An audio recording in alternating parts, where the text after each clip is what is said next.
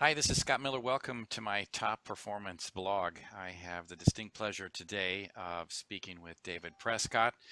And I've known David for how long have we known each other, David? I think 7, 8 years by now. And I was in Perth, Australia recently. I did a workshop on feedback informed work, and I had a person come up and ask me a question about a particular application of fit. And I could think at that time, and can still think at this time, of no one better to answer that particular question than you, because you work with this group of individuals. David, tell us a little bit about what you do and what the question was that was asked you of this particular person. Sure. Well, since around 1984, thereabouts, I've worked with people who've sexually abused. Like most people in my field, I got into this because I was interested in working in the field of trauma. And so, after working with lots and lots of people who had been abused, it was natural to some degree to kind of go upstream and see if there was something I could do with the people that were actually doing the abuse. And it was really natural back in the 80s and 90s to take a very risk-based view of the people that we were working with. What kinds of dangers did they present? What sorts of levels of risk did they pose? And of course, what did we need to work on in treatment to reduce that kind of risk? But one of the byproducts of this in our field was to start to look at all of our clients as though there was a higher level of deviance, if you will, lurking in every dark corner of every interaction that we had. And as it turns out, and research has shown, even the worst of the worst are not deceptive and defensive all of the time. And very often they actually have good things to say about the treatment that they receive.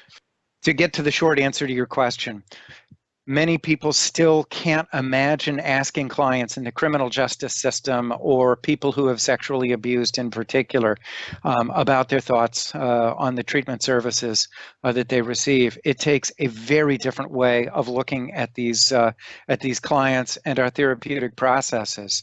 But the last thing that I'll say about it is I sometimes think that our field is sort of the last to get it, if you will, in terms of how important it is to solicit ongoing feedback. Hmm. Hmm. And so there is this widespread perception that certain clients are different, Yes. that these folks you may have to be more directive with, tell them what to do, change their criminogenic thinking, their Salmonian criminal personality characteristics before you, and the relationship must be secondary. Exactly. A colleague of mine and I, Jill Levinson in Florida, have done a couple of studies with another friend, Gwen Willis, in New Zealand. And what we found was when we used the ACE questionnaire, the Adverse Childhood Experiences questionnaire, with our clients, we found out that they reported something like 13 or 14 times the amount of verbal abuse in their backgrounds compared to the average U.S. health-insured citizen in the original Kaiser Permanente samples. What this really led us to appreciate even more is the importance of the quality of the therapeutic alliance. And that as a supervisor, I started to realize a lot of the problem cases that I had crossing my desk boiled down to some basic differences in agreement on the nature of the relationship, agreement on the goals of treatment, and agreement on the tasks of treatment. And even And so the question that comes from the person in Perth, which was asked genuinely, and because I think this person rightly worried about the dangerousness of the people that she was working with, was, can you accept feedback from those clients? Your answer would be? absolutely. I've had some therapists who thought, well, my clients are going to use this as a reason or an excuse to go up one side of me and down the other and criticize me from here to Timbuktu. That turns out not to be the case. The feedback tends to be little, small, actionable, and incremental kinds of things. Or else sometimes it's, I've got bigger things in my life that are really worrying me that I need to talk about right now. Um, in other cases, what I've found is that the kinds of feedback that we're getting simply has to do with, I really wanted to be able to talk about this or talk about that. Our clients, yeah, many clients, I suppose people in the criminal justice system do tend to be deceptive from time to time. Then again, so do many clients in most forms of treatment in one way or another, and so are most people, if we're honest, and if we really do follow the research. So what I find is it's really just a question of actually knowing your client, Hmm. being brave enough to listen to what they have to say, and then hopefully tailoring things accordingly. There is a time and a place, as they say in the criminal justice system. There's a time and a place to tell the hard truth to a client. And this getting feedback does not preclude giving feedback.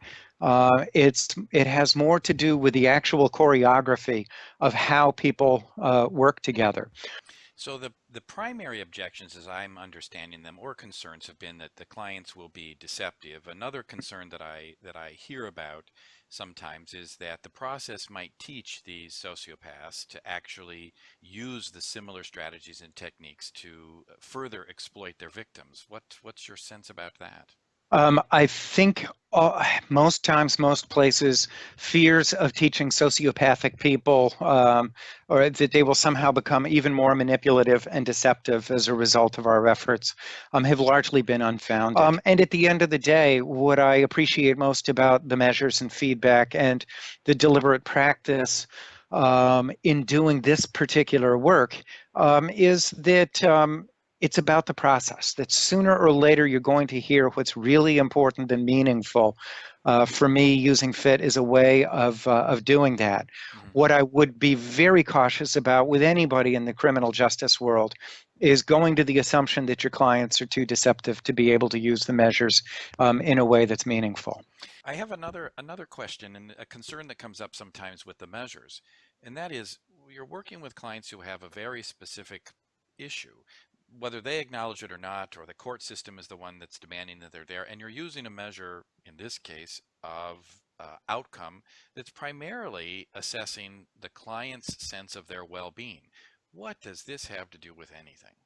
Yeah, what I find is Hmm. that if somebody is feeling enough in control of their life, that we're seeing positive changes on the ORS. And if those changes are reliable and stay in place for a while, if they've started low and they're ending higher, that all things considered, this is telling me this is a person who is now feeling more in control of their life and therefore more in control of their behavior. All right. Now, obviously, the ORS is only one of the things that we track. We still do risk assessments and other forms of checking in to make sure that we're on track. But for me, the ORS is telling me, on balance across this guy's life, he's probably in better shape to manage his behavior.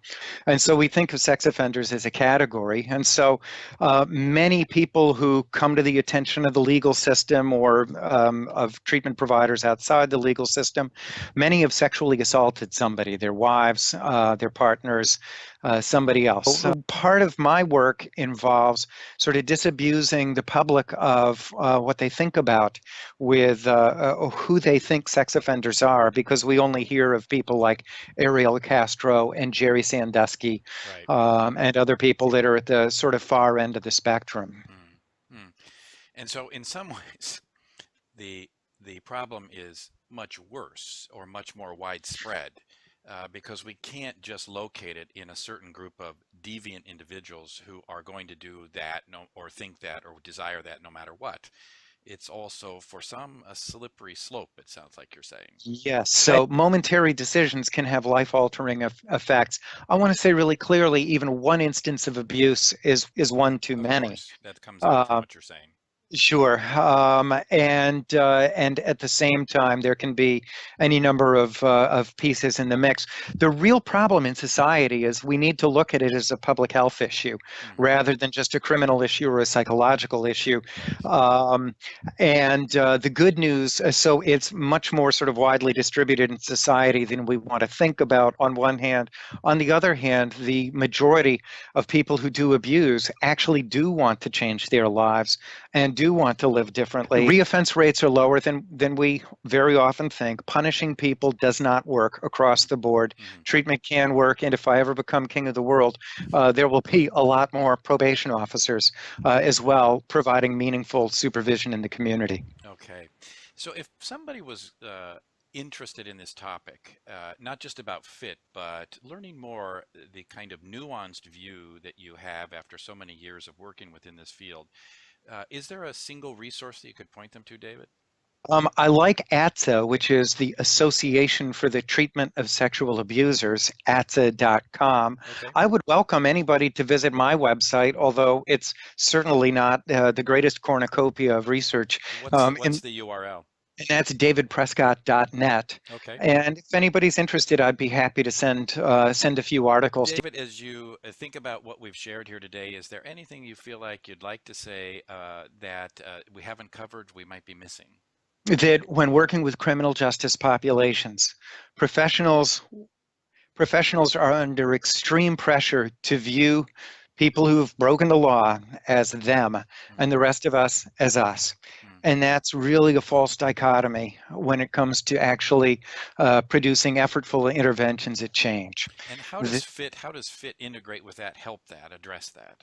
It helps us engage in a spirit of partnership, accepting the person in front of us, even though we don't accept the behavior, Right. and evoking what's personally meaningful and relevant to them every session. Perfect. David, I can't tell you how much I appreciate the time you spent with us, and I'm going to be putting your email address under Sure, your face on this that video sounds so that good. people can see it. And thanks once again. For sure. Thank you. Take care.